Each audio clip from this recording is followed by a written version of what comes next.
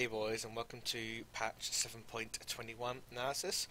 I'm Ravenhurst, and I'm going to go through these patch notes, almost like LS type style, kind of go through them and explain what I think is going to be good and what isn't going to be good. So this is basically the last patch of season 7. So this is going to be quite I wouldn't say even a big one, more of a kind of a filler just to get ready for patch 8 or season 8. So I'm not really expecting too many buffs. I have looked at maybe like 0.1% of the patch so far. All I've seen is there's an Azir. Something's happened with Azir. But let's go through now. Right, I'm basically saying that there's a few tanks in basically too useful, so whatever, no one really cares. Let's continue on. Patch highlights, no one really cares. Q damage reduced at later ranks, soldier damage reduced at later levels, damage from 70 to 190 to 71. Like, okay. Soldier damage unchanged. Okay, so that to that to that. So, we have 60 damage to 185 to 60 to 180.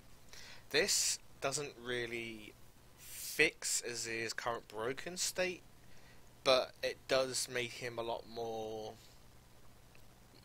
basically more able to not be as abused as much as in the late game. Because at the moment he has like a really strong early game, which not many people can punish. Even things like Victor or Malzahar can't really push Azir in early unless they get like a really extreme, like kind of gold lead on them, I guess.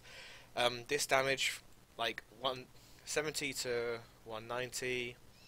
It's like, let's be real, when it comes to the point where the nerf is going to start being a thing at level like 0.3, like this is on level 5, so that's going to hurt quite a lot. Like you've got 10 damage difference. That's not really going to hurt. This to that is going to hurt a little bit. In fact, that will probably be the biggest change. Will be the fourth point into the queue. Apart from that, this is just a balance more than it is a nerf, but I think these are good, and I don't really have any issues with these. Azir himself is currently in a very good spot, so they should keep Azir like this, and if you can play him, then do it. If you can't, then don't even bother. But at the moment, he's sitting really well. He's a very endgame hyper carry and has a lot of playmaking potential. He does fall behind with wave clear a little bit and can be easily caught out, especially if the player's bad, then all they do is auto attack. Then they can be easily punished. In lane, it really sucks because the moment they get lost chapter, you can't really do anything. So you kind of want to push in against them or just continuously get the Azir ganked. You're probably going to lose first tower to him, but for the time being, do I think he's like S tier? No, I think he's about A plus tier. So Nurse are going to hurt him, but I don't think they're going to do that much damage to him because Azir's in a really good place at the moment. Best place he's been in for a long time since his actual rise to the meta. So, Echo. Passive damage to monsters has increased. Blah blah blah blah blah. So they want him as an assassin, not a tank. Okay, so damage to monsters gone up. Basically makes jungle Echo more viable, even though you don't really want to play him there. You want to play him mid, ideally. Mid lane Echo is quite a good early game pressure. If you ever watch the mid beast guy, that does it quite well. It shows you that you can get such a lot of early game pushing into the game and then just control the map via there. Do I think he'll come back into mid lane? Not in the current state of the game, but with season 8 coming, maybe. Looking at the other changes to the runes, I don't think he'll actually come back into the meta at all unless something big happens. But this basically makes jungling easier, and recently playing jungle Echo as for fun, like it just needs something. So maybe this will be it. I personally think it needs maybe 50 more damage, but it should be quite good. Evelyn, E% health minimum damage set. Okay, so the minimum damage is actually kind of good because that kind of does a lot of things to especially lane Evelyn, but you're not going to be playing lane Evelyn. She's all about jungling. When she uses her E on like small minions, like the small chickens, or even, God forbid, the small Krugs, it's going to at least do some like base amount of damage. Evelyn is currently in a position where she hasn't actually had that much of her playstyle changed from old Evelyn. She she had an alright time clearing the jungle, but even then, you want to spend all your time killing people, and in a meta such as this, you just can't outkill the jungler. Um, so she would just kind of be punished for picking an aggressive champion, and the invisibility that only gets to level 6 is actually really, really painful for her. And also her clearing isn't actually that good, because a lot of times she doesn't actually auto any minions, it's mostly just kind of abusing the Q range and hitting all of them. So this change is nice.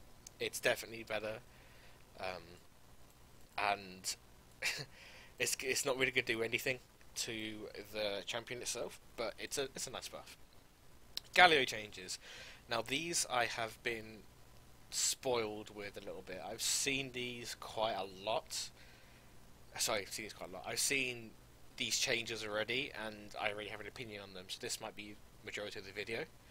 Right. So let's go from the very top. Q and E base decreased, passive and abilities ratio increased, whilst the W physical damage reduction has been decreased. So what Riot want to do here is kind of put him back to what he was when he was a contested pick, but now they kind of want to force him into the mid lane, maybe build in a rower. Did they mention rower in here? Probably not. They don't really like to. Well, Riot have a nice way of saying they don't want to force a meta, but have very good ways of pushing people in the right direction. AP ratio when passive, I mean that's nearly double. Like yeah, all day, every day. Base damage has gone down by 10 to 30. Doesn't really matter, because if you've got that type of scaling on your Q, you're going to have a lot of damage, like raw damage, to a minion wave. You want to ignore that for minion waves, so completely ignore that. For the minion wave alone, if you just go rower, you're probably going to clear the back wave instantly. Percent max health over time, 2% per half a second is now 3% per 100 AP per half a second. So now you've got... they're just basically trying to tell people that there's like a... We want now full AP Galio, and I can see that happening. You could go rower into maybe something like Banshee's Veil. That could be quite useful. Although you don't, with the Banshee's Veil, you don't really mind tanking the hits. I think I don't mind tanking the hit anyway. But do I think that's good? Yeah, I mean, yeah, definitely it's good. But I think this is going to force Gallo more into the mid lane than it is top lane. Top lane meta not really the best, but I think in the mid lane with literally these buffs alone, not even looking at his W or E, just literally his Q alone, will show a lot of difference in the way Galio has been played, and we might even see Galio AP one-shot montages with Q Flash auto. That'd be quite good to do. So with Lichbane. Lichbane would be quite good as well. If you go rower Lichbane into Banshee's Veil, you can probably do a lot of damage. W. Magic damage reduction has gone from 20 to 40 and 8% bonus to 20 to 48% bonus and AP. Again, Riot are trying to force like AP Galio. So Doran's Ring with a what's it called? Dark Seal is definitely going to be one of the core main starting items. You'll take Flash TP, try and get your Dark Seal and the refillable potion as soon as possible, and then just TP back to lane. You can just clear minion waves so easily. Damage reduction, same as magical damage, half of the magical damage. Okay, so that just stops AD carries. Even being tanky to AD carries, like he's going to be broken if things like this didn't happen. E, base damage. Okay, so that's kind of unchanged because most people do QWE max order, and I guess this is kind of just to compensate for it. You got literally the same kind of buff to this. Very nice. Definitely going to be more for damage Galio than tank Galio. I don't think Galio will probably make some type of a rise into the meta, but I wouldn't say anything too big because his current champion kind of kit is really difficult and it's hard to pull off correctly. You probably may need like a pre-made 5 or like in competitive. Well, in competitive, this will definitely be played because this ability to clear things and the percentage damage, like it's just, I wouldn't say he's a tank killer, but just having this percentage damage is going to be really, really nice. Um, if the Worlds was being played on current, like on 7.21 like this, I think Garo would probably be a predominant pick, considering that the Ardent sensor has been nerfed quite heavily. Um, so I think that would be quite nice for the champion as well. Let's go to Gangplank. So with Gangplank, he's had a really kind of like harsh time in the meta. Like Tobias Fate will always say like he has a really bad lane phase, which can be punishing towards his mid and late, but he actually has a really good lane phase if you can make use of your passive, especially in top lane. Mid lane not so much, but he's a lot easier to play in the mid lane because not many things will try to kill you if you play it correctly, but it makes things harder because they'll harass you, but low chance of killing you if you play it like correctly at all. Top lane things will just probably just out tank you and out kill you just so easily. So that's kind of like Gangplank in the meta. His late game's really sick, but the new stats gauge is really good for him, but that's not like core. Anyway, the changes to him. Gold Q on kill increased by 1. Big deal, I guess. That's not changing the actual weakness of the champion, of that he just dies too quickly. And then in the late game, he's just super strong. I just think that he needs more like a base health increase, and then maybe... actually, the base health increase would be just fine. If they gave him like maybe an extra 40, I think it'd be pretty nice. So, Riot were talking about the Rammus and Sejuani being too prominent. So let's have a look at these changes. W% armor bonus increase at later ranks with a flat W magic resist and percentage decreased. Sorry. So armor bonus from 50 to 70 is now 50 to 90. Okay, so that like basically it's a general buff. Nice. Magic resist bonus has gone down. This is really important because Rammus is a physical tank, a physical resistant tank. He should not have this on his kit, really. Recently playing and seeing some matchups where Rammus just kind of powerballs in and just tanks everything. He really shouldn't have such a massive resistance to AP carries. This is going to hurt him a lot. He's definitely they're trying to force him to use him against Twitch and Tristana and Ashe, or Ashe is in the meta, but those kind of like non-really mobile champions, and you could say champions like Tristana are mobile, yeah, whatever, but they need more resets, and they, compared to other champions, they're not really that good into him. This actually buffs Kog'Maw, although the Ardent Meta is probably going at this point, but this is really painful, especially against AP junglers like Evelynn and things like that, but if you ever really get caught as Evelynn again into any kind of matchup, you're going to die pretty quickly. But this armor bonus is really going to be good. Like that 90% armor bonus that you're currently having, you could probably roll into someone, W and auto with Iceborne. Although don't go Iceborne and Rammus, that's a really bad idea. This is really good for trying to get him into the position where he should be rather than where he is at the moment. What I think about this buff onto the meta, currently I think Rammus and Sejuani and Makai Gragas, these are amazing champions for the jungle. I think it's really healthy. But do I think that Rammus should have as much resist as he does? No, which is why this match resist comes in.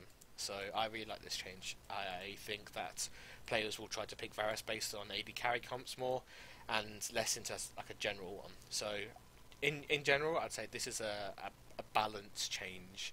Like it's a nerf and a buff type thing. So the scourge of the current patch, Sejuani. Innate armor, magic shield reduced, but passive grants more at later levels. Passive shield reduction and cooldown better early, worse late. Base damage reduced. So base armor has gone down, which really hurts her jungle clear if she doesn't get a good leash from the bot lane, or if she wants to try and start chickens. This is going to really hurt her. Like, okay, well, not really hurt her, but it's going to really put her in a position where she can't tank them as much as she could. Like, no shit, she can't tank them as much as before, but she might be more kind of a bit more wary than she was before. especially if started chickens. Although I don't think any Sejuani in this current meta starts chickens, because not starting E is a waste of time and skill points for early on. Armor growth down by 1, doesn't really matter, that's kind of whatever. Base magic resist has gone down to 27, which means ganking mid is a bit more difficult, but definitely achievable. And against junglers like Evelyn, Fiddle, and Nidalee, they do a bit more damage, but not really, because those champions don't really have early game. Base magic resist growth, gone down. I mean, those really don't do too much. You normally spec into or ruin into a little bit of MR anyway, so you can just put that back up to normal. I actually don't think this will do anything, and this maybe, but these together, you just get the right runes on, you fix that shit already. Passive, Fury of North Wind, flat bonuses. Okay, so it's gone from 20 to 100 to 20 to 120, which is a general buff. Okay, so let me finish off reading the rest of this. Shield linger duration 1 to 3 is now 2 all. Okay, and cooldown is 12 all. Right, so this honestly seemed, because with Sejuani's kit is the first kind of engage, she just kind of tanks everything thrown at her, and then you can kill her from there. But I don't really think she needs a buff to her passive. So 2-second linger at level 1 to 6. That's a buff. And then late game it's a nerf. Late game doesn't really matter too much, because if you play around Sejuani correctly, you can actually end the game at a reasonable time before she starts to spike off. Because if you can ward up her jungle, take chickens, and then defend mid lane when she hits 6, then you can actually just walk her down. She doesn't really do much, especially if you get Rift held really early. Say if you push bot with a jungler, level 4, level 5, take the tower, and then move into mid lane.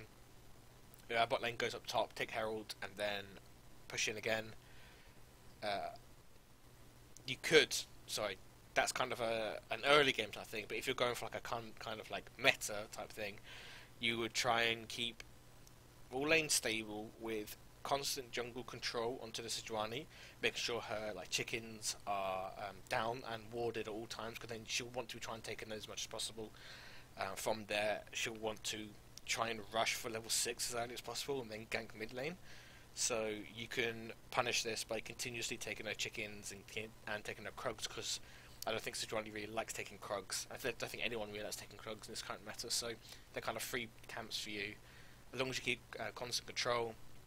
And if you can get an early Rift Herald and run it down mid, that's great. But Sejuani's problem is that she can't really deal with being behind, because her kit allows her to go rather than to run away. Her engage is insane, but when it comes to mid-game being behind, there's better picks out there like Gragas rather than her, so trying to get an early advantage, like warding her out, de-warding her, making sure lanes play a certain way, and then putting priority around mid is probably the best way to deal with her. Anyway, that was a general kind of rant onto passive, onto the champion in general. E, did you know, tooltip now mentioned that you don't care. Freeze damage has gone down by half on everything. Okay, shatter damage, unchange, also technically a part of... Okay, so this is just a thing for champions, really. Like, the E damage, I think, yeah, the freeze damage is negligible. You don't use your E for damage, you use it for this bit here, so that does nothing, really. It's mostly just that. Sejuani nerfs and changes, I don't think it does anything to her. Maybe it slows down her clear a little bit and allows for some junglers, like maybe a Gragas, to come in early and just make sure she's not got chickens and just got areas warded up. But apart from that, I don't think that has too much changes onto the busted champion that she is. Udyr, attack damage or whatever. I'm just gonna look. This champion's not very good. Attack damage growth, that's nice. Okay, whatever. Q, Tiger Stance, strike ratio 120 to 180. Now 120, like whatever. Bad champion. Strike ratio, like nothing much to say. Champion's bad. Just don't play it in solo queue. Even if you name Strict GG, just stop playing it. It's just not a good champion. Has way too much problems with the champion. The kit's outdated. It just needs... he just needs a new kit. This isn't. I don't think a champion based on auto attacks, like, you can't out pressure a jungler and make it worth, especially when it comes to late game when there's so much CC and there's so much protection on the carries. You're not going to be able to get onto them. So these don't do anything to help his tenacity. I mean, yeah, you could build a new Sterx gauge on her, but the tenacity that he lacks isn't going to do much. And like, if he starts running into a team fight, he's just going to get blown up and CC'd. So, dead champion. Urgot. I've read a little bit into Urgot, so let's have a quick look-see, shall we? Passive damage decreased early ranks, but cooldown has also been decreased, and Q detonates more quickly. Passive, which is shotgun knees, leg cooldown from 30 to 10 is now 30 to 2.5, no longer scales of CDR items. Damage per leg 4.5 to 8 is now 2 to 8. That alone, I think, is great. I think this is probably what it should have been at first, because having it with such a long cooldown really isn't healthy for like any champion to have such a long passive cooldown. Like, it's 30 seconds at level 1, like, that's gonna really hurt. Like, it's just not really acceptable to have such a long cooldown on. I mean, I know he has like 6 others he can hit, but trying to get those actual 6 is just impossible. So late game, having this 2.5 is going to really help him split pushing. So that's going to be amazing. That's going to really help Urgot. Bad champion, but it's going to help him. Damage per leg, it's gone down level 1. That's going to really hurt his early game. And let's be real, he doesn't have an early game anyway, and late game is completely fine. Just trying to make him so he's not as abusable. But let's be real, 30 seconds per leg is really bad. Q. Mana cost is 50 at all ranks, hard nerf, that really hurts him. Time for detonation has gone down by a few seconds. That is really important, because the ability is rubbish. So that will really help him. And this, just make sure it's not too broken, but it's bad. Champion's bad. R. Fear Beyond Death missile speed has gone up by a metric fuck ton. This is great because, like, everyone says like a lot of champions don't have like accountable things, and he needed something that once you didn't have much time to react to it, because at the moment you could see him using it and you could flash, teleport, and then maybe recall, and it might hit you from there. Like, it's just such a long cast time, or travel speed, sorry. So this is it's gonna really help him. But is he good? Not really. Late game, he might actually be a threat to tanks, but until then, I don't really think he'll be too commonly picked. Looking into current runes for coming up, probably not. But we'll have a look. The champion could be good. Stats gauge no longer listed. Rip. That item would have been amazing for him. Unfortunate. Okay, next thing. Oh, Ardent Sensor. Zinzao. Zinzao's recommended items have been updated. Ardent Sensor, attack speed and on-hit damage reduced, thank the Lord. Everyone has been crying about this item for such a long time. I'm going to try and make this really brief, because I think Riot have nailed this now. I think this is exactly what Ardent Sensor should be. I don't agree with the Ardent Sensor on hit too much. Like, sorry, the on hit for the support too much. But this current change to it, the attack speed nerf and the damage nerf, it's just, I honestly think this item is no longer abusable, and I could see more aggro supports like Thresh and maybe things like Zyra even come back into the meta. This really does make it so the support meta changes, and we probably won't be seeing as much Ardent Sensor rushes. So whilst Riot were memeing us for the past few months with Ardent Sensor, they really nailed this. So I want to give Riot this. I do think it might be a bit of an over nerf, but I think, considering how broken the item has been for a recent time, I think it's probably better that this happened the way it did. Frozen Heart armor increase. Frozen Heart has been whatever, no one really cares about the item. 100 armor, big whoop. The problem is it just doesn't really do anything. Like, the thing you want Frozen Heart for, you just go Randuin's, and then you get way more out of it. It's just easier to build. Tear of the Goddess. I've read a little on this one as well, which is pretty interesting. So, you can gain 2 stacks every 8 seconds. Used to. Now you can get up to 3 stacks every 12 seconds. This change also impacts service rates, whatever. Okay, so editor's note. I've seen some of you people won't believe Mystic shots fire at the shoulders of Ornn. I've watched overlays, blah blah blah blah. All the abilities were lost in time like tears. Okay, whatever. This is so after it's a general kind of buff, but it's a weird way they've changed it.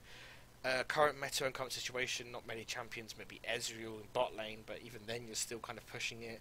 Maybe Jace in top. Jace top with meta was for a little bit. Huni was doing it a fair bit, and he was rushing it. Oh, actually, he was building it quite early on. Yeah, it's kind of funny how they were like stacking tier often incentivizes odd behaviors such as abilities or simply walking down to lane. Like that's when you're already being cast ability. This just generally makes the items upgradable faster. You're still gonna do exactly the same behaviors. You're going to be throwing abilities and walking to lane. You're going to be just trying to stack it as much as you can. So, just just continue to play the champions like Ezreal and Jace the same way you normally would by changing form on Jace using your gate, and Ezreal just throwing your Qs down the lane. Champions like Cassiopeia, they may not actually don't actually build this item anymore. You could just to keep throwing Qs. Like in general, you're going to get your tier to goddess amount faster. It's pretty nice. Maybe we'll see Ezreal come back into meta. I personally think Ezreal has been missing the meta for a while, and I did actually craft him that he would be a really amazing bot lane for a long time. It just happens to be he went into the jungle for bot lane. Does this really do much for him? Yeah, it does quite a lot, but I don't think it's going to be enough to throw him into the meta, unless this changes. No, it doesn't. 5 mana per stack. 1+1 mana per stack. Whoop-de-doo. Anyway, item pings. You can now ping how many charges you have. Okay. Ping in Duskblade now tells your team whether or not you're currently seen or not. That'd be kind of good. Look forward to a team actually be able to play around this. And this is why I'm going to go on a tangent, because in patch 8.0 or 8.1 or whatever, whenever the patch is coming out, I believe that junglers such as Nidalee, Graves, Kha'Zix, Lee Sin, and maybe even Ezreal are going to come back in. So this item is going to be quite predominant in the early season 8. So you can actually kind of see a meta around this, kind of using Duskblade and using this to ward out your opponents, going to Green Smite, walking around with a free sweeper basically, just walking around grabbing everything, and everything you don't get, you use your sweeper. So I guess in solo queue, this is really good just to show your team that you've been popped and you can look around for wards. Doing bots, no one cares. Client settings, return ability. Wait, we've turned off the ability to turn off the client whilst in game. Okay. Leftborn skins. I've seen some of these skins. Am I hyped for any of them? Nope. Maybe Victor, but nothing really. Okay. Cool. Bug fixes. I don't think there's any bugs, well, apart from the Mordekaiser ones, but nothing too big, so nothing to worry about. Okay. Not really. And then got Battlecast for Chromas. So, patch rundown, basically over. Big things to look at this patch, Galio. These changes are absolutely huge. Like, we're going to be seeing a lot more Galios, and we could even see more kind of AP Galios like Royal Lichbane. So, look forward to that in your games. Azir, you'll probably see the same amount of Azir as you would. Ramos, I'd say same amount of Ramos as Sejuani, exactly the same. But there's kind of like bringing them down a tad before Season 8 comes out, so they don't dominate it as much. So all in all, patch 7.21 I think is I actually think it's quite a good one. I don't have many issues. I think that this was way overdue, and Sejuani did need a little bit more nerf, especially to her ability to do like ganks, and her clear is actually really insanely quick. So maybe I'd say maybe W damage or this could go down a little bit, but for the time being it's fine. Udyr trash. Actually, let's go from the top. Azir, fine, won't see any more ELS. Echo, you might see more jungle Echo, but maybe not as much. Evelyn, you probably won't see her as much as you already do. Galio, you'll see a lot more of him, especially AP Galio. Gangplank, I mean, Gangplank players are Gangplank players, they're going to play no matter what. Rammus, exactly the same, but he's more counterable now, which is good. Sejuani, maybe it's slightly a little bit less, but she'll still probably be an STA jungler. Udit, XD, Urgot. We might see a bit more Urgot, especially for ones who are able to push their team towards late game. Maybe you'll get to see them more. Zinzao, no one cares. Champions such as Ardent Meta, these will probably change to Thresh, Alistair, Leona, and Rakan. Maybe will come into play a little more, and even champions like Ornn and Nautilus can use this quite well. Won't be so focused around this really annoying Ardent Meta meta. You can be more aggressive and make more plays back into the meta which everybody knows and loves. First on Heart, I'd say probably won't be around. Well, it probably won't be used as much. I mean, it never was used, so just whatever. To the Goddess, exactly the same. People, champions who use it will use it. Champions who don't. And there you go. So that is patch 7.21. My name's been Ravenhurst. If you have enjoyed this patch notes or my insight to it, make sure to follow me on Twitter, and I will see you for the next patch, which will probably be patch 8, or I will give a rune rundown onto what I have been theory crafting so far. So I hope you guys have an amazing patch 2.1. Leave any suggestions in the comment below or tweet me on Twitter, and I will see you in the next one. Peace.